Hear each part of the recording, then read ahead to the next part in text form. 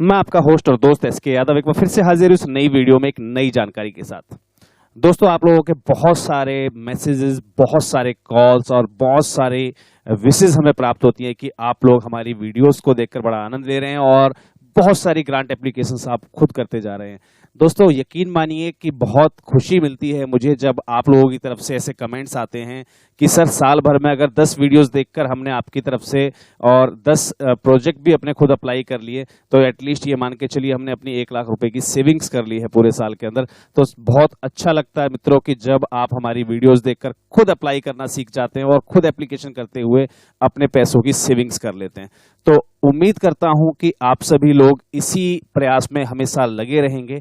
एक छोटी सी चीज और जरूर मैं आप लोगों से शेयर करना चाहूंगा कि बहुत सारे मित्र हमारे वीडियोस देखने के बाद फोन करते हैं कि सर, इसमें ये मांगा गया था तो इसलिए मैंने वीडियो नहीं देखा, वो मैं अप्लाई नहीं कर पाऊंगा उसके लिए। तो ध्यान रखिएगा दोस्तों, आज भले ही आप उसके लिए एलिजिबल हो या ना हो, लेकिन एक समय ऐसा आएगा जब आप उसके लिए एलिजिबल होंगे। मान लीजिए अगर किसी वीडियो के अंदर किसी ग्रांट इन्फॉर्मेशन या किसी ग्रांट एप्लीकेशन में एफसीआरए मांगा गया है, तो आज आपके पास एफसीआरए नहीं है तो कोई बात नहीं। ऐसा नहीं कि उस वीडियो को ना देखें और आप ट्राई ना करें।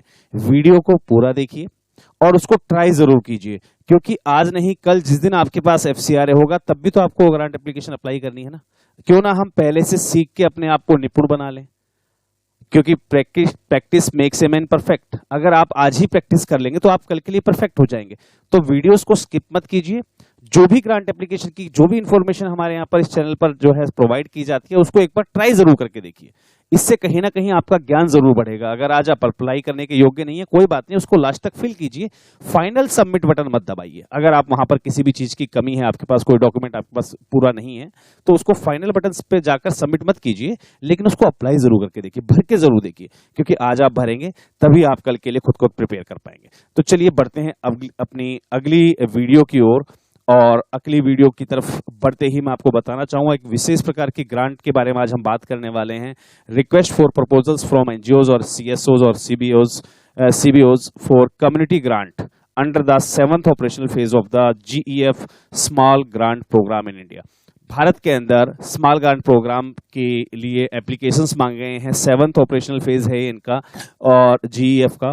और ध्यान रखिएगा, 6th फेज में बहुत सारे संस्थाओं ने ग्रांट प्राप्त कर चुकी हैं। अब 7th फेज की एप्लीकेशन स्टार्ट हो चुकी हैं। तो जानते हैं ये ग्रांट क्या है, कैसे हमें मिलेगी और ये किस चीज के लिए ग्रांट हमें दी जा रही है।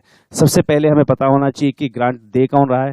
The energy and resource institute TERI, the energy and resource institute की तरफ से ये ग्रांट मिल रही है। और जिस प्रोग्राम के अंतर्गत हमें ग्रांट मिल रही है वो प्रोग्राम है एसजीपी, यानी कि स्मॉल ग्रांट प्रोग्राम। तो इसके अंदर हमें करना क्या है, कैसे कैसे हमें ग्रांट मिलेगी। लिस्ट ऑफ एब्रीविएशंस इस डिटेल गाइडलाइन के अंदर आपको मिलती है। सॉलिसिटेशन ऑफ प्रपोजल मिलता है आपको। प्रपोजल सबमिशन प्रोसेस बताया गया है इस पे बकायदा। और बहुत सारी चीजें, जैसे स्मॉल ग्रांट प्रोग्राम क्या है, लैंडस्केप क्या है, थीमेटिक एरियाज क्या क्या है, इंडिकेटर्स क्या रहेंगे, तो वो सारी चीज इस प्रॉपर गाइडलाइन के अंदर आपके लिए अवेल करा दी गई हैं। चलिए जी, अब बढ़ते हैं अपने प्रोजेक्ट गाइडलाइन की ओर कि इस प्रपोजल के अंदर हमें करना क्या क्या है। आपको एक प्रपोजल जो है सबमिट करना है सिलेक्टेड फोकस लैंडस्केप एरियाज जो इसमें दिए गए हैं उनके लिए। तो सिलेक्टेड एरियाज क्या क्या हैं, तो वो हम पहले एक बार चेक कर लेते हैं। यहाँ पर कुछ चीजें हमें पहले बताई गई हैं कि इसके लिए प्रपोजल के लिए आपको जो है टर्म ऑफ रेफरेंसेस, आपको एनेक्सर 1 यूज करना है। देन एलिजिबिलिटी क्राइटेरिया आपका चेक कर लीजिएगा। Form for submission technical proposal and financial proposal, ये सारी चीज एनेक्सर्स के रूप में इसमें दी गई हैं। वो सारी चीजें आपको जो है कंप्लीट पढ़ लेनी है। प्रपोजल आपका जो है कंप्लीटली इंग्लिश में होना चाहिए, है ना। वन ऑर्गेनाइजेशन जो है वो केवल एक ही कम्युनिटी ग्रांट के लिए अप्लाई कर सकती है, ऐसा नहीं कि आप डिफरेंट में अप्लाई कर दें। तो ये टोटल गाइडलाइंस हैं, वो सारी गाइडलाइंस आपको पढ़ लेनी है। गाइडलाइंस पढ़ने के बाद यहाँ पर देखिए, डेट ऑफ पब्लिकेशन थी इसकी 4 नवंबर की। क्लैरिफिकेशन डेट 15 नवंबर जो कि जा चुकी है। और स्टार्ट एंड टाइम जो है आपका एप्लीकेशन स्टार्ट होने का वो 5 नवंबर है। यहाँ पर 21 नवंबर लास्ट डेट है एप्लीकेशंस जो है आपकी सबमिट करने के लिए।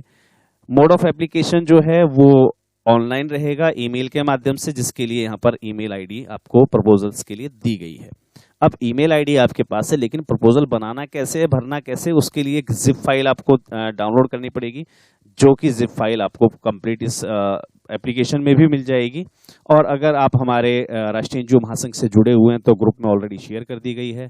अगर आप राष्ट्रीय एनजीओ महासंघ से जुड़े हुए नहीं हैं, हमारे चैनल कम्युनिटी को अगर आपने ज्वाइन कर रखा है तो आप हमसे जिप फाइल भी ले सकते हैं।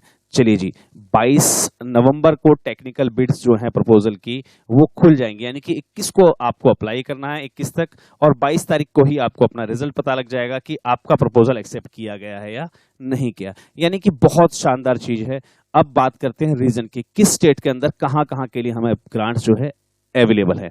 चलिए जी, बड़वानी, छतरपुर और दमोह जिले जो हैं मध्य प्रदेश के, यहां पर ग्रांट अवेलेबल है। Community managed natural regeneration of degraded lands इस प्रायोरिटी एरिया पर। Mitigation of GHG emissions, example through energy efficient solution introduced, adapted, piloted and disseminated. Increase use of renewable energy, यानी कि जो जैसे सौर ऊर्जा वगैरह होती है तो इनके increase use of renewable energy including the alternatives to fuel wood and coal, है ना। Improve provision of agro ecosystem through smart agriculture practices. तो स्मार्ट एग्रीकल्चर का अगर आपके पास कोई प्रोजेक्ट है बाड़वानी, छतरपुर और दमोह जिले मध्य प्रदेश के अंदर, तो आप उनके लिए यहाँ पर प्रपोजल अपना सबमिट कर सकते हैं। अब बात करते हैं इंडियन कोस्टल रीजन की, तो यहाँ पर महाराष्ट्र के रत्नागिरी और सिंधुदुर्ग के अंदर जो है ग्रांट अवेलेबल है। तमिलनाडु के रामनाथापुरम में एरिया में जो है उस वहां के लिए भी ग्रांट अवेलेबल है। Protecting endemic spices and endangered and threatened spices, तो ये काफी सारी स्पाइसेस होती हैं तो उनके बारे में है। Improved marine habitat practices such as seasonal protection of critical fishing grounds, conservation of forest areas through livelihood based on eco restoration activities. Eco restoration activities के माध्यम से लाइवलीहुड को जो बचाना होता है फोकस एरिया फॉरेस्ट एरियाज में, उससे संबंधित। तो ये काफी सारे थीमेटिक एरियाज वहां पर दिए हुए हैं। अब तमिलनाडु की ही अगर हम बात करते हैं तो तमिलनाडु में दूसरा जिला जो आता है हमारे पास वो आता है विरुधुनगर। असम में ग्रांट अवेलेबल है। असम के नॉर्थ ईस्ट रीजन में, असम जो स्टेट है उसके लिए conservation of wetlands, conservation and sustainability use of biodiversity in productive landscape and with in buffer zone of protected areas, है ना। यहाँ पर एग्रो बायोडाइवर्सिटी के लिए जो है ग्रांट अवेलेबल है। Community managed natural regeneration of degraded lands है। Increase use of renewable and clean energy solution, तो यहाँ पर आसाम के अंदर कौन कौन से जिले इसमें यूज किए गए हैं, जैसे बक्सा है, बरपेटा, बोंगईगांव, दरंग, धुबरी, कोकरझार, नलबारी, उदलगुरी। अब बात करते हैं ईस्टर्न रीजन के अंदर, आसाम के अलावा नॉर्थ ईस्ट रीजन के अंदर मेघालय में भी ग्रांट अवेलेबल है, जैसे ईस्ट खासी हिल्स, वेस्ट खासी हिल्स और रीभोई। ये पर्टिकुलर जिले दिए गए हैं जहां जहां की संस्थाएं जो है यहाँ पर ग्रांट एप्लीकेशन कर सकती हैं। और जो भी नेशनल एनजीओज हैं जो नेशनली वर्क करते हैं वो भी अगर इन एरियाज में, इन थीमेटिक इन एरियाज में जाकर अपना प्रोजेक्ट अगर कोई रन करना चाहें तो वो यहाँ भी जाकर जो है रन कर सकती हैं। चलिए जी, अब बात करते हैं आगे कि इन पर्टिकुलर एरियाज में जो है आप अपनी ग्रांट्स के लिए एप्लीकेशंस कर सकते हैं। ठीक है जी। Organisation are encouraged to design innovative projects. Organisation को चाहिए कि वो एक इनोवेटिव प्रोजेक्ट जो है यहाँ पर जो है लगाएं। बायोडाइवर्सिटी के अंदर क्या क्या आप ले सकते हैं वो सारी चीजें यहाँ पर दी हुई हैं। तो टॉपिक वाइज हर एक चीज यहाँ पर दी है। क्लाइमेट चेंज अगर आप लगाना चाहें तो क्लाइमेट चेंज के अंदर कौन कौन से थीमेटिक एरियाज आप यूज कर सकते हैं। लैंड डिग्रेडेशन के ऊपर आप कौन कौन से जो है थीमेटिक एरियाज आप यूज कर सकते हैं। तो किस बेस पर रहेगा आपका प्रोजेक्ट प्रपोजल, वो सारे हिंट्स यहाँ पर दिए हुए हैं। इंडिकेटर्स आपको दिए हुए हैं, हालांकि प्रोजेक्ट में खुद लिखना होता है इंडिकेटर्स, लेकिन यहाँ इंडिकेटर्स भी आपको दिए हुए हैं। Ability to carry out innovative activities that encourage local communities to participate in the reducing socio economical threats in to the ecosystem. तो इंडिकेटर्स जब आपको साथ में दिए हुए हैं तो फिर प्रोजेक्ट लिखने में कोई बड़ी समस्या है ही नहीं। इन्हीं पॉइंट्स को आपको जो है एनलार्ज करना है और इस पर आपके जो भी आइडियाज हैं उनको आपको जो है राइट डाउन कर लेना है। ऑलरेडी हमने आपको एक वीडियो दी हुई है कि कैसे हम अपना प्रोजेक्ट प्रपोजल खुद लिख सकते हैं। तो यहाँ पर जो है बहुत ही बेहतरीन आपको जो है रिजल्ट मिलने वाला है, क्योंकि अब सिर्फ 3 दिन बचे हैं इस एप्लीकेशन के लिए। माफ़ी चाहूँगा उसके लिए, क्योंकि हमें बहुत लेट इन्फॉर्मेशन इसके बारे में प्रोवाइड हुई। तो आप जो है इस चीज़ के लिए काफ़ी बेहतरीन जो है एप्लीकेशन अपनी सबमिट कर सकते हैं। 21 तारीख लास्ट है एप्लीकेशन सबमिट करने के लिए और 22 तारीख को इसका रिजल्ट आपका आ जाएगा। कोर इंडिकेटर्स यहाँ पर दिए हुए हैं। देखिए बहुत सारी चीजें यहाँ पर ऐसी दी हुई हैं जो ऑटोमेटिकली आपको बहुत ज्यादा, यानी कि 60%, मोर देन 60% यहाँ पर प्रोजेक्ट प्रपोजल आपको जो है इन्होंने डिस्क्लेरिफाई बिल्कुल करके दिया हुआ है। कौन कौन सी देखिए एनजीओ सबमिट कर सकती हैं, सिविल सोसाइटी ऑर्गेनाइजेशन कर सकती हैं, कम्युनिटी बेस्ड ऑर्गेनाइजेशन कर सकती हैं, ये सभी जो है एप्लीकेशन यहाँ कर सकती हैं। यहाँ पर टोटल जो ग्रांट अवेलेबल है वो लमसम हम अगर बात करते हैं तो $50,000 की ग्रांट अवेलेबल है, जो कि अप्रोक्सीमेटली अगर मैं आज की डेट में बात करता हूं इंडियन करेंसी में तो 39,50,000 रुपए की ग्रांट यहां पर अवेलेबल है। अब ऑब्वियस सी बात है, कुछ लोगों के मन में आएगा कि भाई यूएस डॉलर्स के अंदर है तो हमें तो यहाँ पर एफसीआरए चाहिए। चलिए बात कर लेते हैं कि एफसीआरए चाहिए या नहीं चाहिए। सबसे पहली बात कि प्रोजेक्ट की जो टाइमिंग है वो 18 से 24 महीने की है, यानी कि लगभग 1.5 से 2 साल का प्रोजेक्ट है, जिसके लिए 38-39 लाख रुपए की जो आपको एक ग्रांट दी गई है। अब बात करते हैं डॉक्यूमेंटेशन की। रजिस्ट्रेशन संस्था के पास होना चाहिए और संस्था कम से कम 5 साल पुरानी होनी चाहिए। संस्था के डॉक्यूमेंटेशन 5 साल पुराने होने चाहिए। 5 साल पुरानी संस्था यहाँ पर अप्लाई कर सकती है। दर्पण पोर्टल पर आपकी संस्था जो है रजिस्टर्ड होनी चाहिए, आपके पास दर्पण आईडी होना चाहिए। पिछले 3 साल की आपकी आईटी रिटर्न्स आपके पास होनी चाहिए। और देखिए यहाँ पर लिखा हुआ FCRA if applicable to be submitted. If applicable का मतलब क्या हुआ, या तो एफसीआरए टू बी सबमिटेड था या एफसीआरए मैंडेटरी होना चाहिए था। एफसीआरए टू बी सबमिटेड का मतलब क्या है, अगर आपका प्रपोजल जो है एक्सेप्ट कर लिया जाता है तो ऐसी कंडीशन में आपको समय मिल जाता है कि आप एफसीआरए जो है ऑन डिमांड प्रोड्यूस कर सकें। तो यहाँ पर जरूरी है कि पहले से ही आपके पास एफसीआरए अवेलेबल हो। 22 तारीख को रिजल्ट आ जाएगा, अगर आपका वहां पर सिलेक्शन हो जाता है तो फिर आप जो है एफसीआरए की अपनी फाइल प्रोसेस कर सकते हैं। आपके पास एक जो है आपका जो है अप्रूवल लेटर होगा आपके पास, तो उसमें आपको एफसीआरए मिलने में आसानी हो जाती है।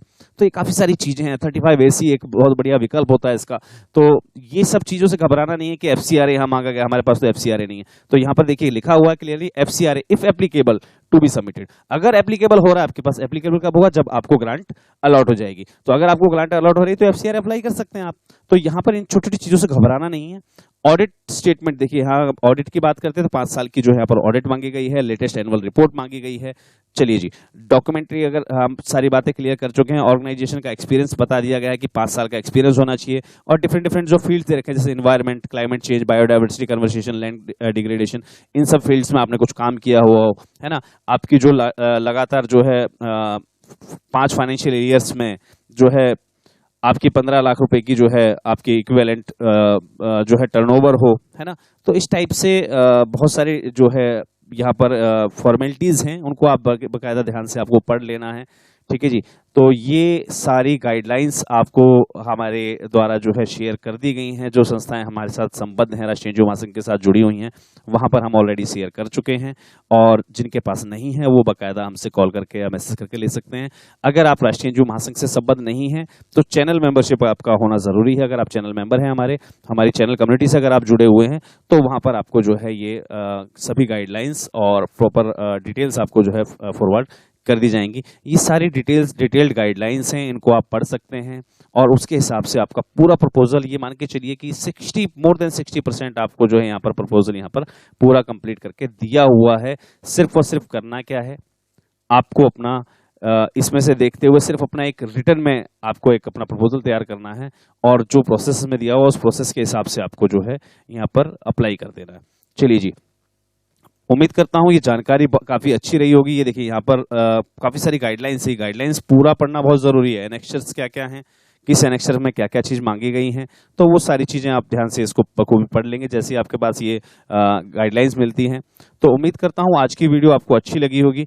और एक विशेष बात मैं जरूर आप लोगों के साथ शेयर करना चाहूंगा, अगर आप लोग चाहते हैं कि हम ग्रांट की वीडियो के साथ साथ एक एप्लीकेशन करते हुए भी वीडियो जनरेट करें, यानी कि अभी हमने जैसे इस ग्रांट के बारे में बता दिया, तो इसकी जो नेक्स्ट वीडियो होगी, इसकी पैरेलल जो हमारी वीडियो हो, उसमें हम कैसे अप्लाई करते हैं, यानी कि पूरा फॉर्म भर के और उसको रेडी करके सबमिट करते हुए अगर हम बताएं, अगर आप चाहते हैं कि हम इस प्रकार का कुछ नया प्रयास भी करें आपके लिए, तो उसके लिए मुझे आपके विचार, आपके जो फीडबैक्स हैं वो मुझे ज़रूर कमेंट सेक्शन में दीजिएगा। और याद रखिएगा, ये मैं तभी पॉसिबल हो पाएगी जब आप लोग हमारी टीम का उत्साहवर्धन करेंगे। और टीम का उत्साहवर्धन के लिए आपको कोशिश करनी है कि जितनी भी वीडियोस हमारे चैनल पर रखी हुई हैं, जितनी भी वीडियोस हमने पब्लिश की हुई हैं अभी तक, सभी वीडियोस के जो है लाइक्स को आप जो है एक बार उठा दीजिए।